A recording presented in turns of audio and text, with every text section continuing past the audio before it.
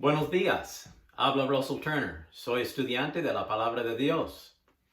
Nosotros hemos estado compartiendo una serie de estudios en el libro de 1 de Corintios.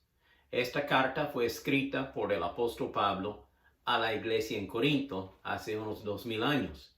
Sin embargo, tiene mucha importancia para la iglesia en el día de hoy. En este estudio vamos a concluir esta serie. Estamos ya en el último capítulo de 1 de Corintios, capítulo 16. El tema de este estudio es la mayordomía en la iglesia.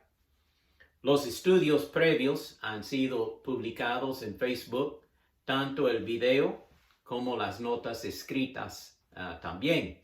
Entonces puede volver atrás y ver los otros estudios si está viendo por primera vez este último estudio en esta serie.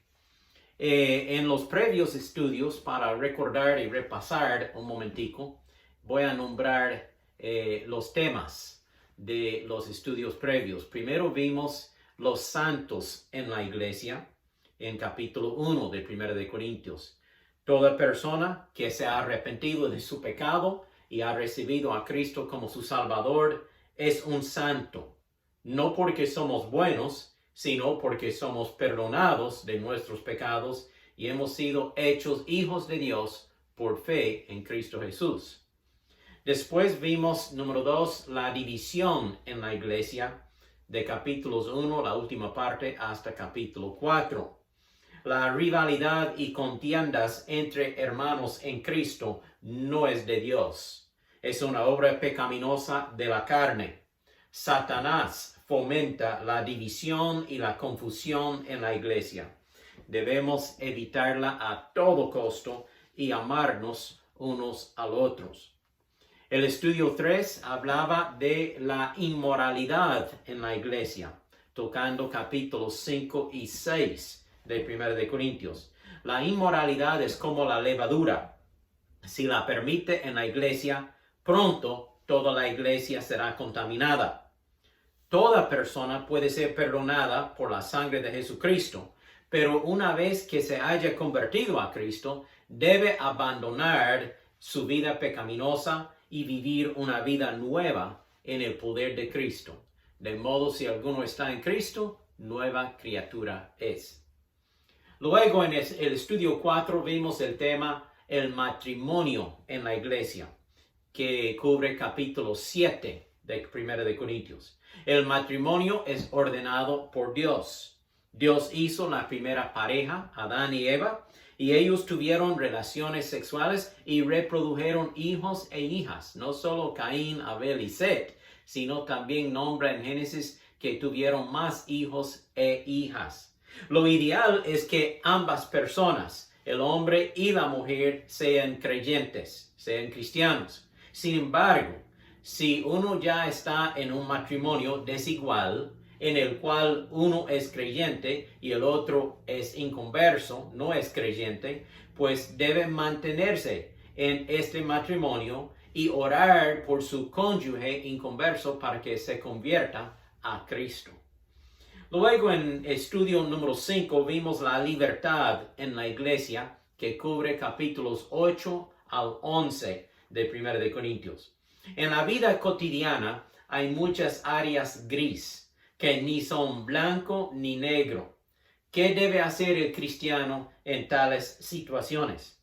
Bueno, primero, todo lo que hacemos debe glorificar a Dios. Esa es la regla número 1, que debemos glorificar a Dios en todo lo que hacemos o decimos. Después, segundo, debemos mantener una conciencia limpia y no participar en cosas que perjudican nuestra vida espiritual. Mantener la conciencia limpia, que no se condene, que no esté acusándole por haber hecho tal cosa. 3, debemos vivir en amor para los otros, pensando en el bienestar de otras personas y no en nuestros propios deseos. Somos libres, no para pecar, sino para servir al Señor Jesucristo. Luego, en el estudio 6, vimos el culto en la iglesia, que cubre capítulos 11 al 14. En este estudio hablamos del significado de la Santa Cena o la Cena del Señor, en la cual recordamos la muerte, sepultura y resurrección de nuestro Señor Jesucristo. También hablamos de los dones espirituales. Cada creyente tiene por lo menos un don y debe usarlo o utilizarlo para la edificación de la iglesia y para la gloria de Dios. Todo lo que hacemos en el culto de la iglesia, sea cantar, orar, dar o predicar, debe ser hecho para la honra y gloria de Dios. En el estudio 7 vimos la esperanza de la iglesia, que es la resurrección, y cubre capítulo 15 de 1 de Corintios. El cristianismo no tendría sentido si no fuera por la resurrección de Jesucristo. Cristo murió por nuestros pecados en la cruz del Calvario, pero resucitó 3 días después y vive para siempre. Nosotros servimos a un Salvador vivo. Nosotros esperamos el día de nuestra resurrección, cuando Cristo vendrá y nos dará cuerpos glorificados y un lugar nuevo en el cielo. Y ahora en este estudio vamos a ver el último, el octavo, que cubre la mayordomía en la iglesia en capítulo 16 de 1 de Corintios. Todo lo que tenemos viene de Dios, es bendición de Dios y le pertenece a Él. Nosotros somos mayordomos, no dueños, sino mayordomos o administradores de los bienes que Dios pone en nuestras manos. El creyente puede servir a Dios por medio de dar ofrendas. Pablo habla de la importancia de nuestras ofrendas para la obra de Dios y la manera de cómo recogerlas y administrarlas con honestidad y transparencia. De esta forma podemos glorificar a Dios con nuestros bienes. Entonces hablemos de este tema, la mayordomía, en capítulo 16 de 1 de Corintios. Somos administradores, no somos dueños. Recordemos esto. 1 de Corintios 4:2 dice que Dios requiere que de los administradores o los mayordomos, que cada uno sea hallado fiel. Ahora, cuando el pastor o el predicador menciona la palabra mayordomía, quizá el oyente piensa, el pastor va a hablar de dinero otra vez. Pero vamos a ver que somos mayordomos de muchas otras cosas más que solo el dinero. No es solo el dinero sobre el cual debemos ser mayordomos, sino otras facetas de nuestras vidas, otras áreas de nuestras vidas. Entonces veámoslas. Número 1, la iglesia comparte los recursos que Dios le da. Capítulo 16, versículos 1 al 4, voy a leer. En cuanto a la ofrenda para los santos, haced vosotros también de la manera que ordené en las iglesias de Galacia. Cada primer día de la semana, cada uno de vosotros ponga aparte algo, según haya prosperado, guardándolo, para que cuando yo llegue no se recojan entonces ofrendas. Y cuando haya llegado a quienes hubiereis designado por carta, a estos enviaré para que lleven vuestro donativo a Jerusalén. Y si fuere propio que yo también vaya, irán conmigo. Pablo está hablando de la recolección de una ofrenda de las iglesias gentiles en Macedonia y Acaya y Galacia para llevar a los santos, los hermanos en Cristo, pobres en Jerusalén. Los hermanos judíos están sufriendo persecución y mucha necesidad. Por lo tanto, Pablo dice, si los hermanos judíos han salido con el evangelio y los gentiles han aceptado a Cristo, pues ellos han compartido las bendiciones espirituales. Y los gentiles pueden compartir las bendiciones financieras, físicas, para ayudar a estos hermanos en su necesidad. Ahora, veamos cómo la ofrenda debe ser recoleccionada. Número 1, la ofrenda es planeada. No es algo que ocurre así de vez en cuando. Es planeada porque Pablo dice cada primer día de la semana. Es semanal. Es mucho más fácil dar un diezmo u ofrenda cada semana, cada 7 días, o cuando recibe su cheque, su pago, si es cada 15 días, de una vez. Pero planeada, ¿verdad? La ofrenda debe ser dada sistemáticamente, que dar una sola ofrenda al final del mes o al final de 3 meses. No, eso sería muy difícil. Entonces Pablo lo hace más fácil. Él dice, cada primer día de la semana, cada semana, ponga aparte algo, su ofrenda, para que sea usada para la gloria de Dios. El que es fiel en poco, también será fiel en mucho. El que es fiel con lo poco que Dios le pone en sus manos, pues Dios le recompensará con mucho más, tanto en esta vida como en el reino del Señor Jesucristo. Tenemos la parábola ahí de Jesús de los talentos, donde el hombre que recibió 5 talentos, los trabajó para el Señor, ganó 5 talentos más. Entonces Jesús le dijo, bien hecho, siervo fiel, sobre 10 ciudades vas a reinar. Entonces siempre habrá recompensa por la fidelidad con lo poco que Dios nos da, y Él va aumentando lo que pone en nuestras manos según vea nuestra fidelidad. Si somos fieles en lo poco, Él va aumentando bendición tras bendición. En este caso, la ofrenda es dirigida a la iglesia pobre en Jerusalén. Los creyentes judíos estaban sufriendo mucha persecución, y los creyentes gentiles de Corinto y Filipos y las iglesias de Galacia levantaron una buena ofrenda para ayudarles. Dice Proverbios, el que da al pobre presta al Señor, y el Señor lo recompensará. Es cierto. Sin embargo, hay que ser sabio. Hay que usar sabiduría, discernimiento, porque hay una diferencia entre el pobre y el perezoso. No debemos ayudar al perezoso, dice Pablo en 2 de Tesalonicenses. Más bien, él dice que tal persona puede morir de hambre. No le debemos nada al perezoso. Pablo dice que nosotros debemos ayudar a los que son pobres de verdad, que tienen una necesidad legítima. Debemos ayudar a esas personas con corazón generosa. Podría ser una viuda, o un enfermo, o un niño, o una niña que necesita ayuda para los gastos escolares. Hay muchas formas de ayudar a los pobres que son dignos de ayuda. Entonces, la ofrenda es planeada. Después, la ofrenda es proporcional. Quiero decir con esto que no todos dan la misma cantidad, porque no todos ganan la misma cantidad. Nosotros ganamos en escala. Hay algunos que ganan poco, otros que ganan medidamente y otros que ganan mucho. Y cada uno puede dar más que el otro. Entonces nosotros damos proporcionalmente. Cada persona debe guardar esta ofrenda aparte para darlo a la obra de Dios según haya prosperado, según como Dios le ha hecho prosperar en su trabajo, en sus ganancias.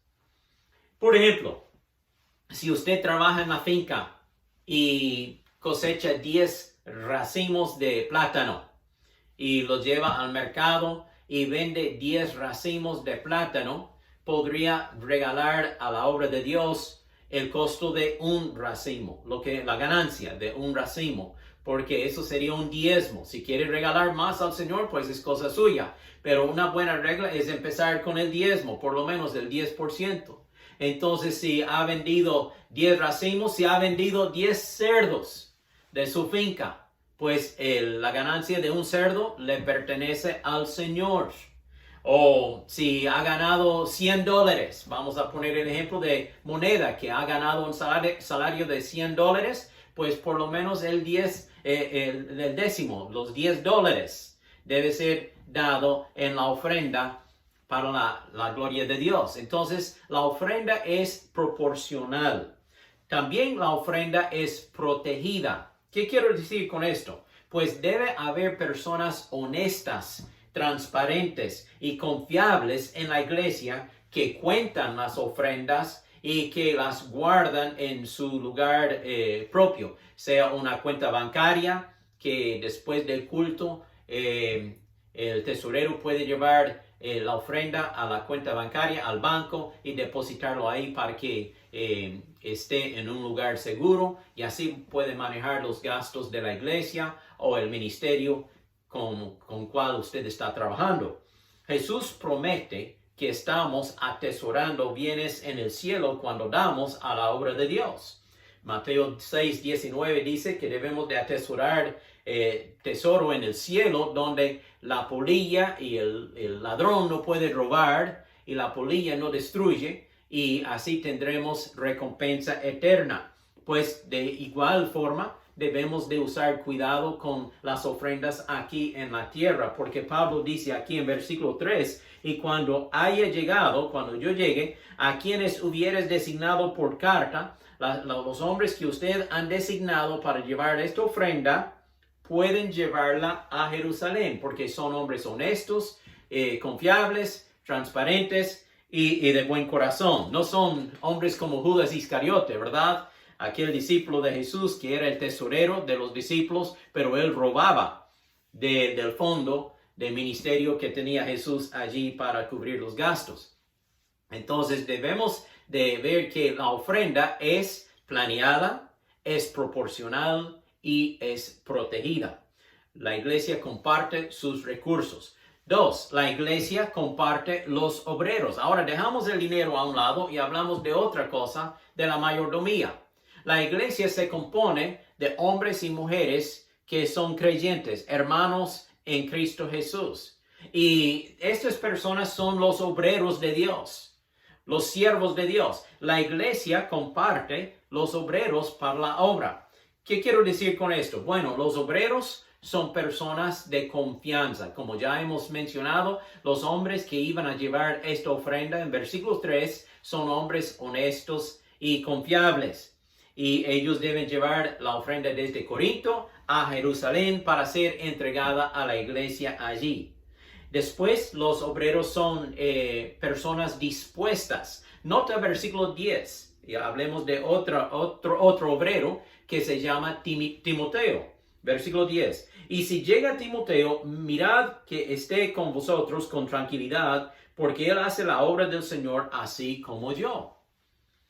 Pablo dice, Timoteo va a visitarles, ustedes que son de Corinto, en la iglesia de Corinto, y él va a compartir la palabra de Dios con ustedes. Entonces, cuídenlo y ayúdenlo, porque él tiene sus necesidades. Timoteo quizá era más reservado, más tímido que el apóstol Pablo, pero era un obrero fiel de Dios y él predicaba y explicaba la palabra de Dios con poder.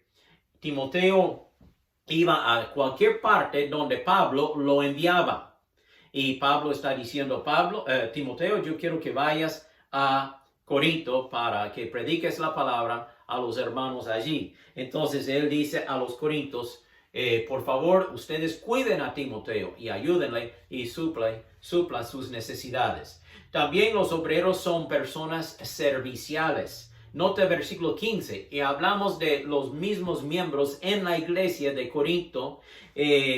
Uno se llama Estefanas. Bueno, leamos 15. Hermanos, ya sabéis que la familia de Estefanas es las primicias de Acaya. Acaya es el distrito donde está Corinto. Corinto es la ciudad, Acaya el distrito. Después él dice, la familia de Estefanas es el primer fruto, o sea, son los primeros que yo gané para Cristo, que se convirtieron a Cristo cuando yo llegué con el evangelio a fundar la iglesia en Corinto. Pablo está diciendo, hermanos, ya sabéis que la familia de Estefanas es las primicias de Acaya y que ellos se han dedicado al servicio de los santos. Nota que esta familia es una familia servicial. Aceptaron a Cristo y luego cuando otros aceptaron a Cristo, esta familia fundadora pues ayudaba a aquellos que eran nuevos en la fe para que crecieran y fueran fieles personas a Dios también. Pablo habla de varias personas que no son pastores ni predicadores. Son miembros comunes y corrientes en la iglesia, pero son fieles obreros de Dios, ayudando con hospedaje. Cuando viene una visita, pues puede dormir en mi casa, puede comer en mi casa. Yo le ayudaré. Ayudaban a los necesitados y cualquier otra cosa que podrían hacer para ayudar en la obra de Dios. Cualquier iglesia necesita muchos miembros como la iglesia, como la familia de Estéfanas. También la iglesia comparte la ayuda. En capítulo 16, versículo 1, nosotros leímos al principio que se están levantando una ofrenda para ayudar a los santos necesitados en Jerusalén. La iglesia ayuda a los necesitados. También la iglesia ayuda a los predicadores. Ya hemos hablado de Timoteo que vendría para predicar y Pablo dice que la iglesia de Corinto debe ayudarle a él y darle de comer y darle hospedaje para que él esté bien mientras está con la iglesia en Corinto. También la iglesia ayuda al uno y al otro mutuamente. En versículo 16 dice, os ruego que os sujetéis a personas como ellos y a todos los que ayudan y trabajan. Qué bendición es cuando en una iglesia una persona quiere ayudar a otra persona con cualquier trabajo o necesidad. Por ejemplo, en las iglesias donde yo he sido pastor, hemos ayudado a varias viudas en sus necesidades. No solo con dinero, sino también en la construcción de sus casas y diferentes necesidades que tenían las viudas. Hemos ayudado a aquellas señoras necesitadas y dignas de ayuda. También hemos ayudado a las madres con hijos en sus necesidades, tal vez cuando el papá, el esposo, el marido de la señora andaba descarriado en el alcoholismo, ¿verdad? Borrachera. Entonces nosotros ayudábamos a esta señora con sus hijos, proveyéndoles comida y las necesidades básicas y ayudándoles con los gastos escolares, quizá para los libros, zapatos,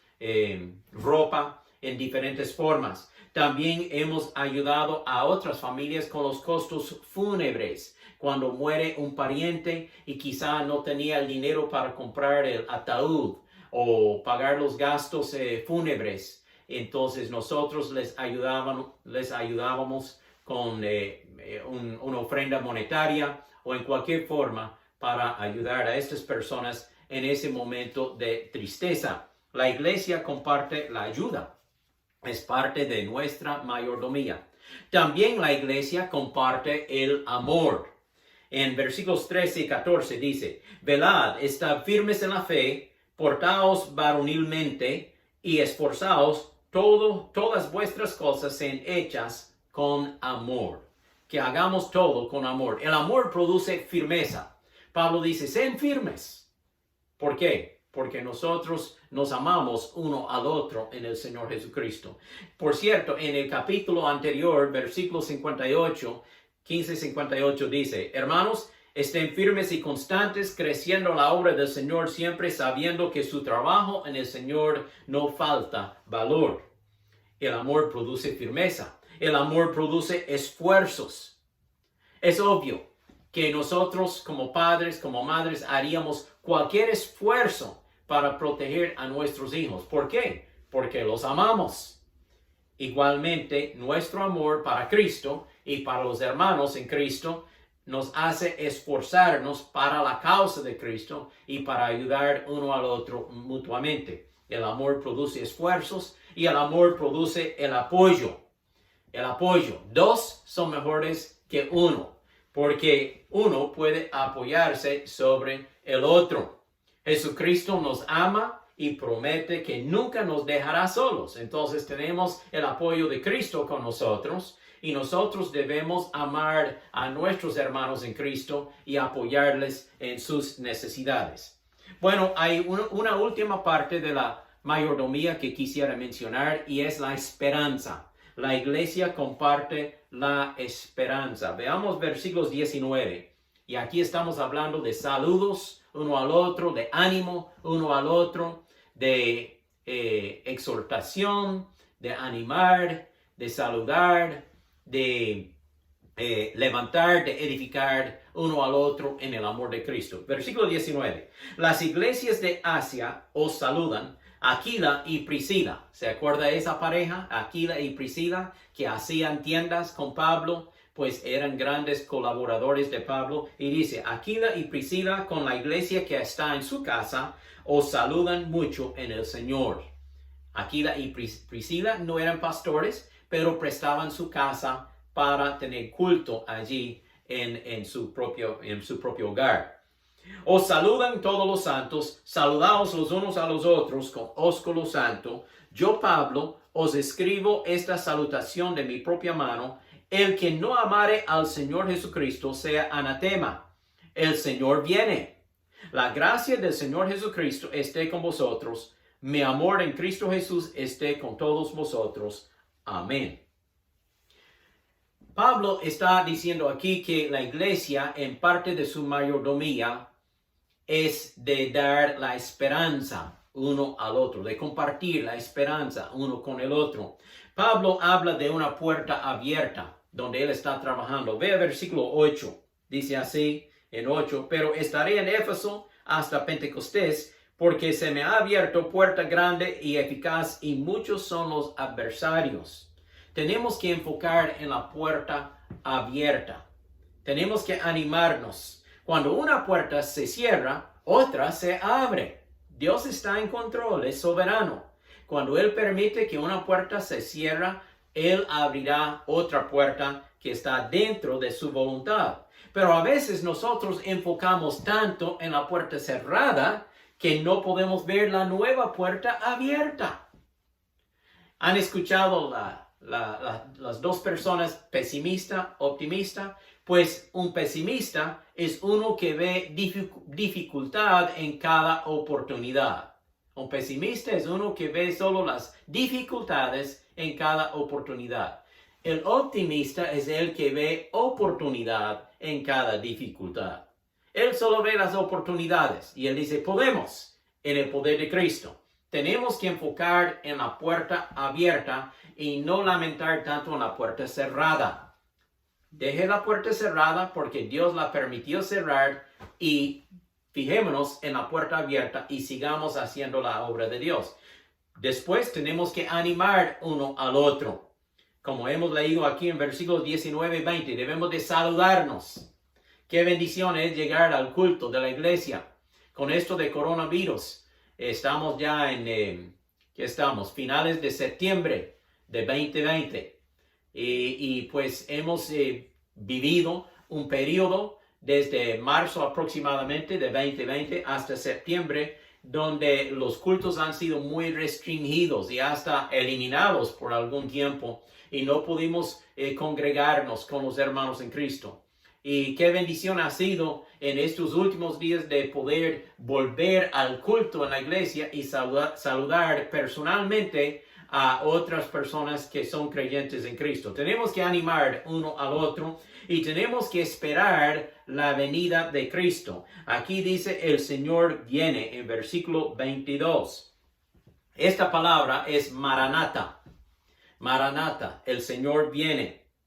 Y la palabra Maranata en aquel entonces, hace 2000 años, tenía doble propósito. Primero, era una palabra clave para poder entrar al culto, porque los cristianos tenían que esconderse y llegaban a la puerta y tocaban y decían Maranata como palabra clave para ganar entrada.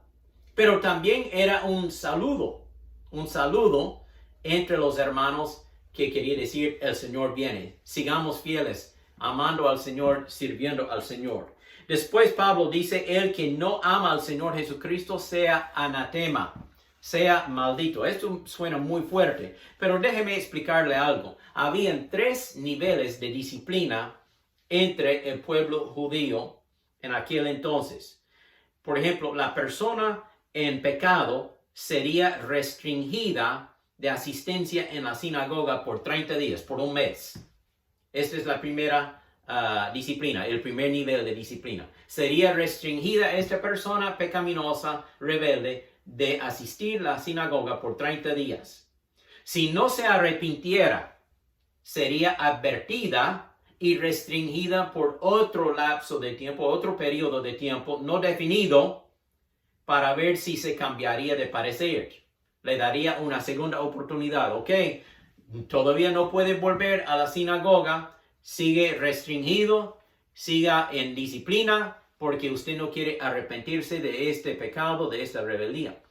Y si al final de este tiempo que habían señalado, sea de otro mes o 2 meses, no sabemos exactamente el tiempo definido para este segundo nivel de disciplina, si la persona siguiera en su rebeldía, entonces sería considerada anatema, o sea, cortada de asistencia permanente de la sinagoga. Sería considerada como ya una persona pagana, apartada, perdida. Y Pablo está diciendo aquí, el que no ame al Señor Jesucristo sea anatema. Por cierto, Jesús dice, yo soy el camino, la verdad y la vida. Nadie viene al Padre sino por mí. Si una persona no ama al Señor Jesucristo, si no recibe a Cristo como su Salvador, será anatema, será condenado para siempre al lago de fuego. Pero para balancear esta palabra de advertencia, Pablo también dice, mi amor en Cristo Jesús esté con todos vosotros. Amén. La gracia de Dios y el amor del Señor Jesucristo sean con ustedes. Pablo balanceaba sus palabras de advertencia, de regaño, sus palabras duras, con palabras también amorosas, de exhortación, de ánimo, para animar a los hermanos en Cristo.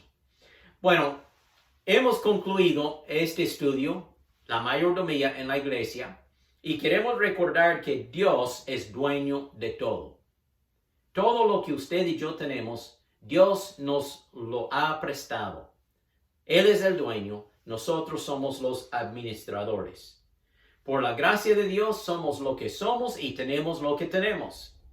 Y debemos ser buenos mayordomos y administradores de los bienes que Dios nos da. Porque un día en el futuro vamos a aparecer ante el Señor Jesucristo y rendir cuentas de nuestra mayordomía, de nuestras vidas. Por lo tanto, yo les digo, seamos fieles hasta aquel día final cuando estamos con el Señor. Oremos. Padre Celestial, te doy gracias por la oportunidad de haber compartido este estudio en 1 Corintios. Y pido, Señor, que como creyentes seamos buenos mayordomos y servidores tuyos, haciendo todo fielmente para la gloria de Dios. Si hay una persona escuchando este estudio que todavía no es creyente y quiere aceptar a Cristo, ayúdale a aquella persona a abrir su corazón y hacer la oración de fe diciendo, Señor Jesucristo, me arrepiento de mis pecados, yo creo en ti como mi Salvador, yo te recibo por fe, sálvame Jesús, dame vida eterna, quiero servirte con mi vida. Gracias, Señor. Encomendamos todo este estudio en tus manos, Señor, pidiendo que tú bendigas a cada oyente, cada persona que escuchará por Facebook o por otro medio, en el nombre de Jesús. Amén. Ha sido una bendición compartir este estudio de 1 Corintios. Tendremos otros estudios futuros que estamos preparando. Le invito a compartir este estudio, quizá los otros estudios previos también, porque son 8 en total en 1 Corintios. Son 8 que puede compartirlos en su iPad, su teléfono, su computadora, tal como sea, para que otras personas puedan recibir bendición de la palabra también. Que Dios les bendiga.